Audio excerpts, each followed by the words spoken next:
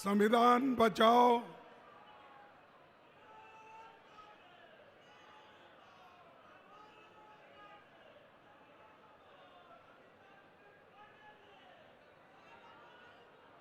संविधान बचाओ। ये जो सभा है, इसमें उपस्थित और अभी हमारे नेता राहुल गांधी जी ने जो बात की है, उनको मैं अपने पार्टी के ओर से उनका स्वागत करता हूं। इसी मंच पर बैठे हुए केसी वेणुगोपाल जी, अजय कुमार, लालू जी, भक्त चरणदास जी, रामचंद्र कदम जी, निरंजन पटनायक जी, प्रसाद हरिचंद्र जी और श्रीकांत जेना जी, जयदेव जेना जी और सप्तगिरी उल्का जी, शाहनवाज चौधरी जी और इस मंच पर बैठे हुए सारे मेरे भाइयों और दूर दूर बैठे हुए मेरे माताएं, बहनें, किसान भाइयों, आदिवासी बंधुओं, दलित बंधुओं और मीडिया के मेरे दोस्तों, ओडिशा एक बहुत बड़ा महत्व रखने वाला राज्य है। सबसे पहले मैं हमारे महान नायक उत्कलमणि गोपबंधु दास जी को नमस्कार करता हूं। बैरिस्टर मधुसूदन दास और यहाँ के सभी महान सेनानियों को श्रद्धांजलि अर्पित करता हूं, जिन्होंने देश के आज़ादी के लिए लड़ी है और अपना आवाज़ देश के आज़ादी के लिए उठाई है। उन सब को मैं श्रद्धांजलि अर्पित करता हूं और उन सबको मैं नमन करता हूं। कांग्रेस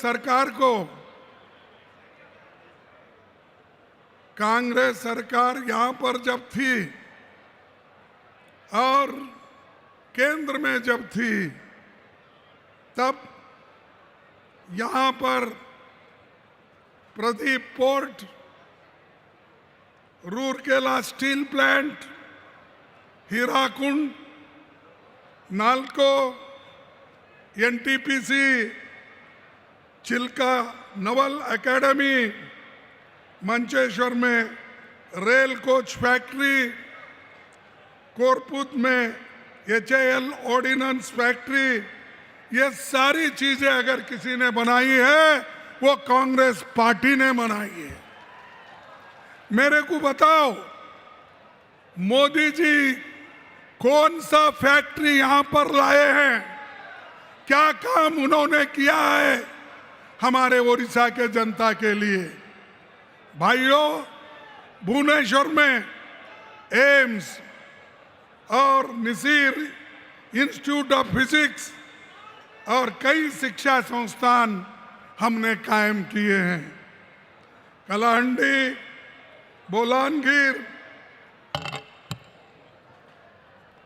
बोलानगिर और कुर्तापूत केपी के जिलों में ट्रांसफॉर्मेशन की योजना बनाई है।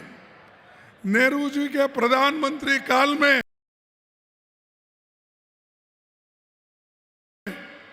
भुवनेश्वर को अगर राजधानी किसी ने बनाई, वो पंडित जवाहरलाल नेहरू जी ने बनाई। ये कोई नहीं थे। आज जो बीजेपी को लोग उड़ उड़ के बात करते हैं, इनका कंट्रीब्यूशन भुवनेश्वर के लिए, ओडिशा के लिए जीरो है। जीरो है ना? अरे ये बगैर काम करे मुफ्त में प्रचार लेना चाहते हैं, लेकिन हम लोग ओडिशा के जनता के साथ खड़े होकर ओडिशा के लिए कांग्रेस ने काम किया और आज इसी वजह से ओडिशा में इतने बड़े बड़े पब्लिक सेक्टर आए। लेकिन मोदी जी कोई काम न करते हुए आपने जो कमाया था और कांग्रेस पार्टी ने जो दिया था उस सब को मोदी बेच रहा है। एयरपोर्ट बेच रहा है, माइंस बेच रहा है, जंगल काट रहा है, जमीन बेच रहा है और पानी भी दूसरों को दे रहा है। अभी जैसा राहुल जी ने कहा, जंगल, जमीन, जल, यह सभी मोदी जी अपने मित्रों को दे रहा है।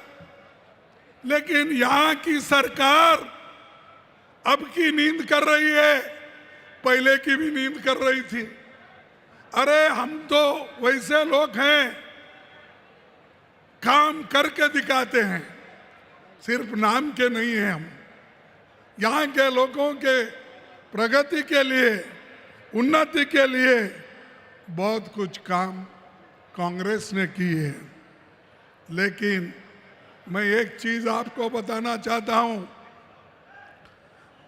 55 साल हमारी गवर्नमेंट थी, केंद्र में 160 पब्लिक सेक्टर्स हमने बनाया। कितने बनाया? 160। और 160 में उन्होंने अब तक कम से कम 23 पब्लिक सेक्टर्स, बड़े कारखाने मोदी ने बेच डाला। मोदी का काम यही है, कमाओ आप, खर्च करेंगे हम, बेचेंगे हम, खाएंगे हम। तो इसीलिए इनको सबक सिखाना जरूरी है। और जब तक मैं ये कहना चाहता हूं, अगर ओडिशा कांग्रेस को जीत दिलाएगी तब पूरे हिंदुस्तान में कांग्रेस का राज्य बनेगा, यह आप ध्यान में रखिए। और कौन से भी बीजेपी हमेशा ये करती है कि पहले तो चीफ मिनिस्टर चुनती है, उसके साथ ही साथ अदानी अंबानी पीछे लगते हैं। कौन सी जमीन अच्छी है, कौन सी खनन अच्छी है, कौन सी जगह अच्छी है, कहाँ पावर प्लांट बनाना है, ये ढूंढते रहती है। तो इसीलिए इन लोगों को हम सबक सिखाना है। और मुझे मालूम है कि ओडिशा के लोग मजबूत हैं और ऐसे बीजेपी को सबक सिखाएगी, जरूर सिखाएगी। मैं अपने नौजवानों से मैं ये बात कहूंगा कि जो कांग्रेस ने फॉरेस्ट एक्ट लाया, सोनिया गांधी जी ने लाया और 2006 में लाया, आज उसको कमजोर मोदी सरकार कर रही है। अरे ये तो आपका जीने का मरने का सवाल है। फॉरेस्ट एक्ट किसके लिए बनाई? सोनिया गांधी जी ने गरीब की रक्षा करने के लिए, आदिवासियों की रक्षा करने के लिए। लेकिन अगर उसकी हिफाजत आप नहीं करेंगे, आपको बहुत बड़ा आपके ऊपर दोष आएगा। इसीलिए आपको लड़ना होगा, सब मिलके कांग्रेस पार्टी को मजबूत बनाना होगा। ये मैं आपसे विनती करना चाहता हूं। और उसी के साथ मैं परसों छत्तीसगढ़ गया था।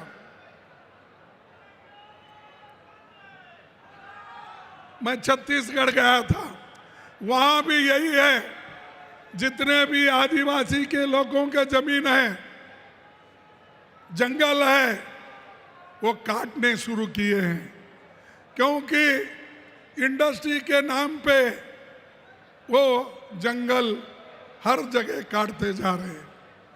तो ये दोस्तों, मैं आप सबको यही कहूंगा, मोदी का एजेंडा ये है कि इस देश के संविधान को खत्म करना।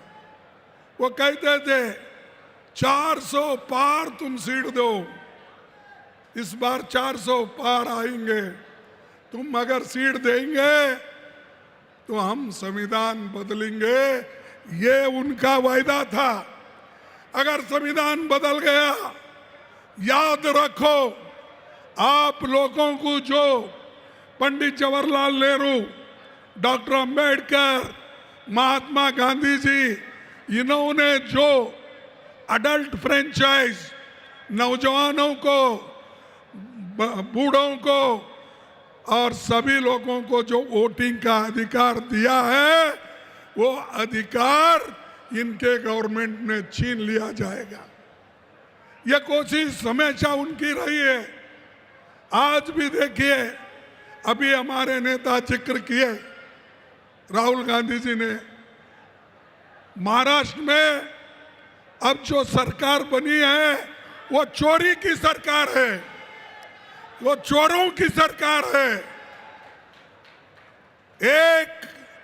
85 लाख वोट को बदलकर वहां पर उन्होंने अपनी सरकार बनाई बीजेपी वाले। आज वही कोशिश, कल जो राहुल गांधी जी बिहार गए थे, आप देखे होंगे बिहार में जो बहुत बड़ी रैली हो गई, वहां पर 7 करोड़ वोटर में से 2 करोड़ वोटर्स को वो काट रहे हैं। क्या ऐसी सरकार आपको चाहिए? क्या ऐसे लोग चाहिए? क्या इससे लोकतंत्र बचेगा? बचेगा लोकतंत्र? तो ऐसे गद्दारों को हम निकाल देना चाहिए, उनको सबक सिखाना चाहिए। अगर आप सबक नहीं सिखाएंगे, अपने पैरों पे आप कुराड़ी मार लेंगे। ये लोकतंत्र है, इसीलिए आप इतने लोग अब आए हैं। ये लोकतंत्र है, इसीलिए आदिवासी को रिजर्वेशन मिला है। ये लोकतंत्र है, संविधान है, इसीलिए शेड्यूल कास्ट को आज उनको भी रिजर्वेशन मिला है। और समानता, शिक्षण, स्वास्थ्य, ये सब चीजें संविधान के वजह से सबको मिला है, सब लोगों को मिला है। इसको अगर बचाना है, आप लोग एक होना, मजबूत रहना। हाल ही में मैं सुना, देखो सुनिए बाबू, सुनिए, तुमको भी बोलने में आसानी होगा कि जो बीजेपी सेक्युलर और सोशलिज्म इस शब्द को कॉन्स्टिट्यूशन से हटाना चाहती है। क्यों हटाना चाहती है? अरे उनके संविधान में तो, उनके जो पार्टी की संविधान है उसमें सेक्युलर सोशलिज्म लिखा हुआ है। और 1980 में उन्होंने जो संविधान बनाया उसमें ये उन्होंने लिखा है, हम भी संविधान में जो लिखा है उसका पालन करते हैं। अरे कहाँ पालन करते हो? हर जगह आरएसएस और बीजेपी ऐसे बातें कहते हैं, गरीबों के खिलाफ कहते हैं, संविधान के खिलाफ कहते हैं। इसीलिए मेरा नौजवानों से एक नम्र विनती है, आप जागो, उठो, संविधान की रक्षा करो, तभी तुम बचेंगे। नहीं तो ये लोग बीजेपी के लोग ये हर समाज को बांट रहे हैं, हर धर्म को बांट रहे हैं। अगर धर्म नरम में झगड़ा लगाने की कोशिश ये क्यों कर रहे हैं कि हम लोगों को ये चाहते हैं कि इनका बंटवारा करो। भाइयों, हम तो संविधान बचाने के लिए आए हैं और राहुल गांधी जी भारत जोड़ो यात्रा उन्होंने कन्याकुमारी से कश्मीर तक की। क्यों किया? कि उन्होंने इस संविधान को बचाने के लिए, देश को एक करने के लिए उन्होंने किया। मणिपुर से बंबई तक उन्होंने पदयात्रा की। वो क्यों किया? कि संविधान को बचाने के लिए, न्याय दिलाने के लिए। अगर आप लोग इसमें शामिल नहीं होंगे तो बहुत बड़ा नुकसान हम लोगों का होगा, उनका नहीं। इसीलिए भाइयों, मैं आपसे यही कहूंगा कि आज मोदी हमेशा ईडी, सीबीआई, इनकम टैक्स, ये सब चीजें करने का काम कर रही है, लेकिन आपको डरना नहीं है। आप डरेंगे तो मरेंगे, आप डरेंगे तो मरेंगे। अगर आपको जीना है तो डरना नहीं, काम करना है। उसी के साथ मैं आपको यहाँ पर एक बात कहने आया हूँ, जो अब राहुल जी आवाज उठाए थे, अब सुप्रीम कोर्ट ने भी डायरेक्शन दिया है। सुप्रीम कोर्ट ने क्या डायरेक्शन दिया है? पहले वोटर लिस्ट बनाते वक्त वहाँ पर Aadhaar card, voter ID card, ration card, ये वो नहीं लेना चाहते थे, लेकिन सुप्रीम कोर्ट ने बोला कि आधार कार्ड भी चलेगा, राशन कार्ड भी चलेगा। किसी इस डॉक्यूमेंट को आप लिस्ट में डालो और लिस्ट में डालकर वोटर लिस्ट बनाइए।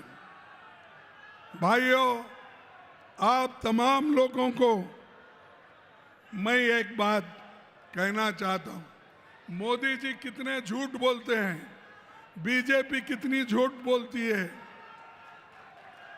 उन्होंने ये जो हिंदुस्तान पाकिस्तान का युद्ध हो रहा था,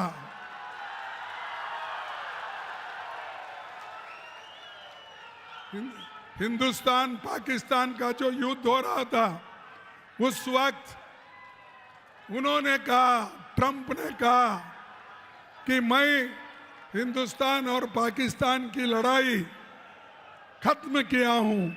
मैं उनको कहा हूं कि ये लड़ाई बंद करो, उन्होंने फौरन बंद किया। ऐसा ट्रंप 16 बार बोले, मोदी उसको कुछ भी उत्तर नहीं दिए। और क्यों नहीं दिए? उनके पास ट्रंप के खिलाफ बोलने की हिम्मत नहीं थी। जब उनके पास हिम्मत नहीं है, ऐसे लोग देश की हुकूमत नहीं कर सकते।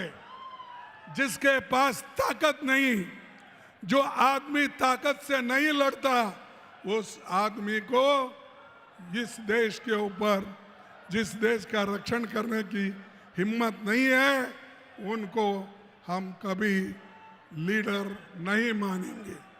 और दूसरी बात, यहाँ पर जो मोदी जी ने बहुत सी बातें करके गई, अभी भी करते हैं कि भाई डबल इंजन सरकार आई है। डबल इंजन सरकार क्या है भाई? कौन सा काम कर रहे हैं? अरे डबल इंजन की सरकार तो अदानी को जमीन दे रही है, पीयूसी बेच रही है, सब चीजें अमीरों के लिए हैं, इस ओडिशा के गरीबों के लिए कुछ नहीं है। मैं एक दलित कम्युनिटी से आता हूं, मेरे को दर्द है, क्योंकि ये संविधान बचा तो ही मैं बचूंगा।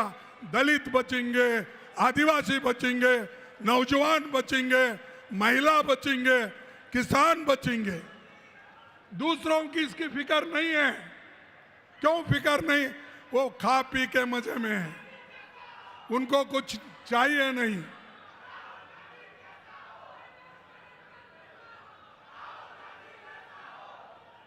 अरे जरा चुप बैठो भाई, बाद में तुम्हारा जोश दिखाओ।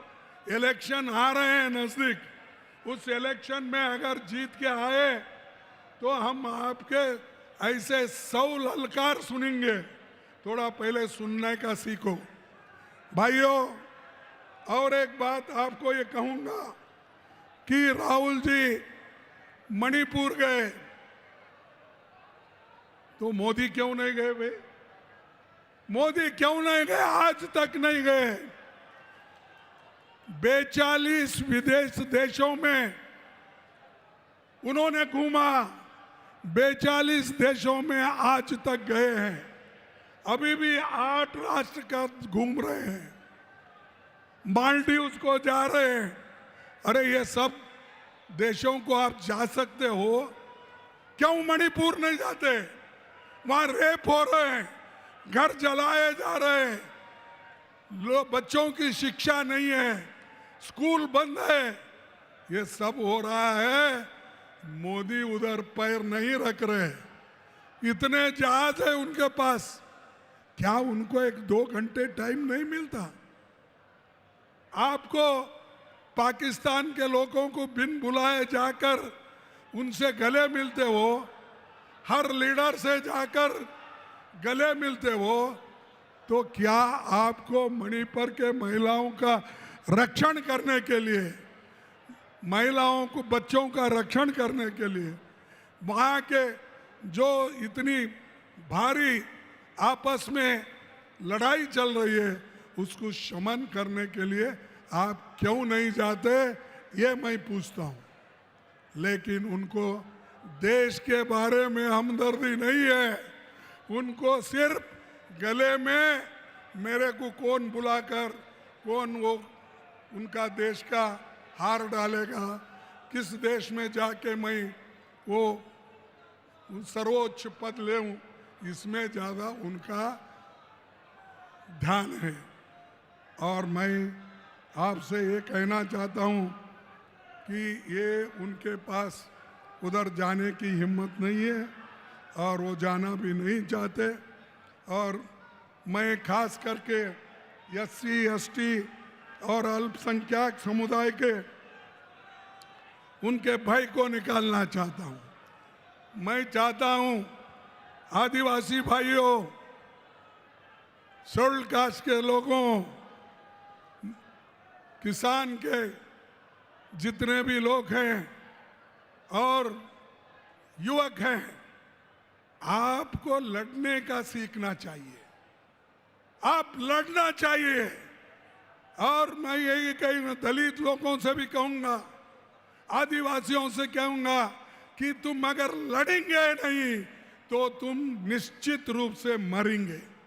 तुमको दबाने वाले लोग हैं, तुमको दूर रखने वाले लोग हैं, मनुस्मृति को लाके तुमको मंदिर से दूर रखते हैं, तुमको हर देवल से दूर रखते हैं।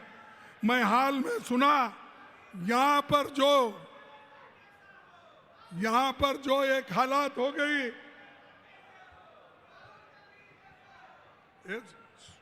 देखो यहाँ पर सुनो, हाल ही एक खबर मुझे मिली है, उड़ीसा के गंजाम डिस्ट्रिक्ट में 2 दलित लोगों को पीटा गया। 2 दलित लोगों को पीटा गया, बाल काटे गए, 2 किलोमीटर तक घुटने पर उनको चलाने की कोशिश की और घास खाने, गंदा नाली का पानी पीने के लिए मजबूर किया। क्या ये चाहते हैं? अरे इसके ऊपर आप जोर लगाओ, कहो, लड़ो। वो छोड़कर अगर हम छोटी मोटी बात करते नहीं तो मर जाएंगे। ये लोगों को, दलितों की हालत बीजेपी सरकार में है, यहाँ के सरकार में है।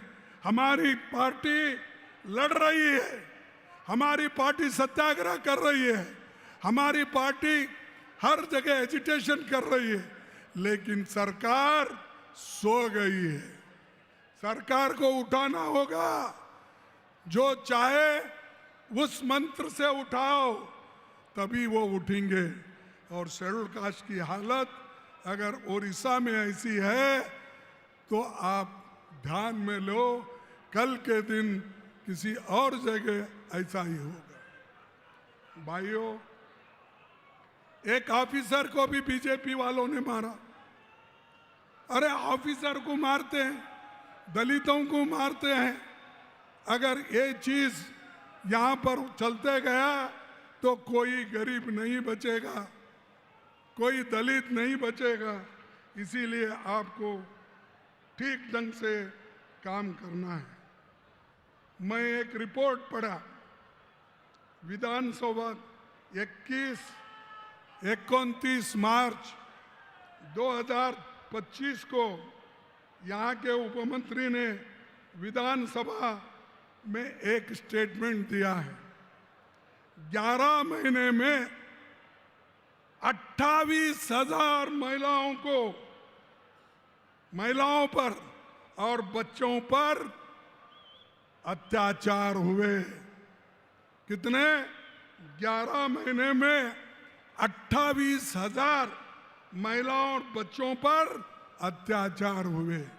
इसके खिलाफ लड़ो। ये लड़े तो ही हमारे लोग जागृत होंगे, महिला जागृत होगी, लड़ने की शक्ति आ जाएगी। तो इसीलिए आप सभी लोग, चाहे वो Gopalpur bridge Ganga gang rape हो, चाहे वो हमारे फैक्ट फाइंडिंग कमेटी कांग्रेस की भेजे थे, वो रिपोर्ट भी आया है, हम देखेंगे। उसके बाद में सदन में भी इस बात को हमारे लोग उठाए हैं और आने वाले दिनों में भी इसके बारे में ज़्यादा से ज़्यादा लोग ये सवाल को उठाएंगे। और एक मैं खास करके कहना चाहता हूँ, यहाँ पर कमीशन खोरी बहुत है। अरे सैंड बेचते हैं, फॉरेस्ट बेचते हैं, हर चीज बेचने का, कमीशन खाने का। तो ऐसे बीजेपी के लीडरों को, गुंडों को आपको ठीक करना होगा। जैसा ठीक करना है वैसा ठीक करो। आप कहेंगे ठीक करे तो हमको जेल में डालेंगे, जेल में डालेंगे तभी तो आप लोग लड़ते रहना है अपने हकूक के लिए। जब आजादी के लिए हमारे लोग, लाखों लोग जेल गए, फांसी पे चढ़े, अपने बच्चों की जब स्कूल बंद कर दिए, तो क्या वो नहीं लड़े? किनके लिए लड़े? क्या ये अपनी हिफाजत के लिए, अपने हकूक के लिए आप इन गुंडों के साथ लड़ नहीं सकते? लड़ना बोले तो मैं रोज उठ के मारा मारी करो वो नहीं बोलता। लड़ना जो बापू ने हमको सिखाया है, सत्याग्रह करना, एजिटेशन करना और सब लोग मिलके काम करना। तो मैं जो अभी याद किए, राहुल गांधी जी ने भगवान जगन्नाथ की रथ यात्रा तक सरकार ने लापरवाही की।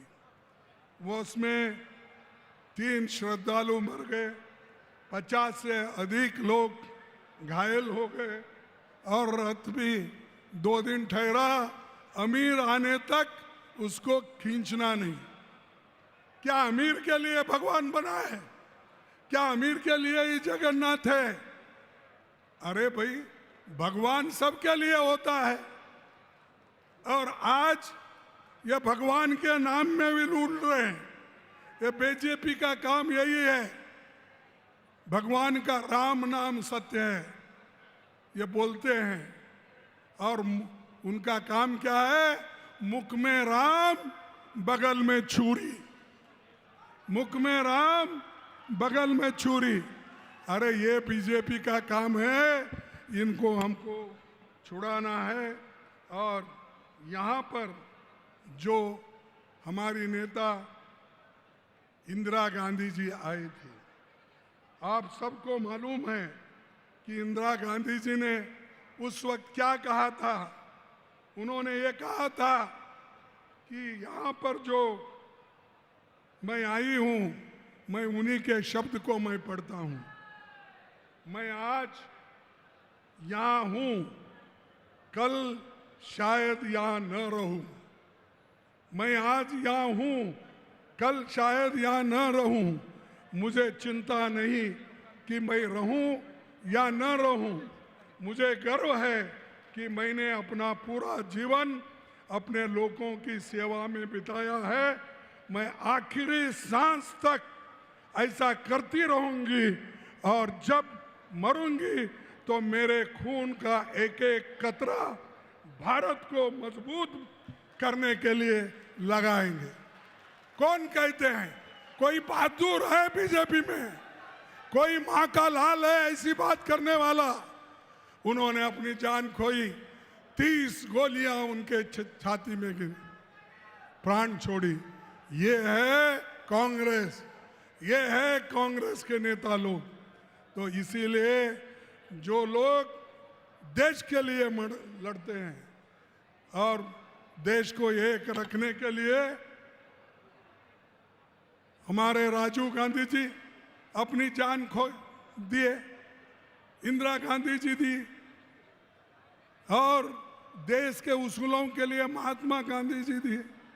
बताओ मेरे को, बीजेपी में, आरएसएस में ऐसा कोई नेता है कोई नेता?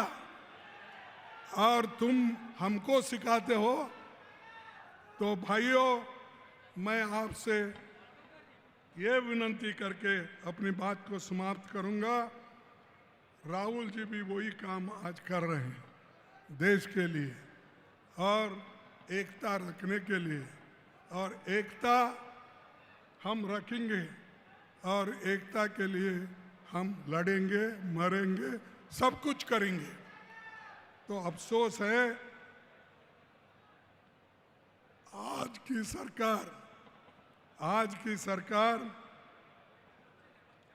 हमारे प्रधानमंत्री सिर्फ प्रचार करने के लिए हर जगह जाते हैं। अरे भाई, वहां पहलगांव में और हमारे दूसरे जगह हमारे जो मीटिंग हो रहे हैं, और मैं समझता हूं आज ओडिशा की कांग्रेस मजबूत हो रही है। ओडिशा की कांग्रेस मजबूत हो रही है।